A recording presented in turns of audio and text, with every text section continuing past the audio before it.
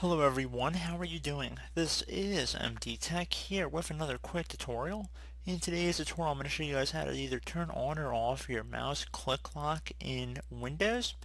So if you are looking to change the speed that click lock takes to take effect, or you just want to go ahead and see what would happen if you highlight or drag down without holding down the mouse button, so kind of different ways to maybe make the mouse a little more friendly for different people, this tutorial will be for you. So we're going to go jump into it, and we're going to start by opening up the start menu. Just left click on the start button one time, type in mouse.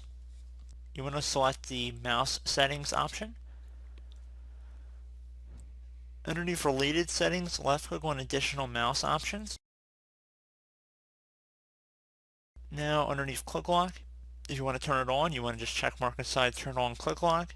Enables you to highlight or drag without holding down the mouse button. To set, briefly press the mouse button. To release, click the mouse button again.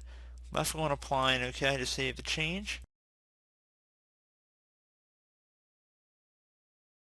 And once you're done with that, if you want to change the settings a little bit, we go back to additional mouse options, and then we left click on settings.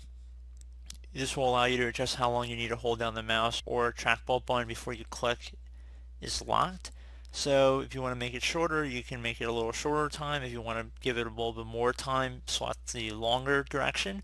Most people should be fine just in the middle. Left click on OK. And just wanted to show that additional little setting you can modify. So pretty straightforward tutorial here, I like to think, guys. Thank you for watching. Do hope I was able to help you out, and I do look forward to catching you all in the next tutorial. Goodbye.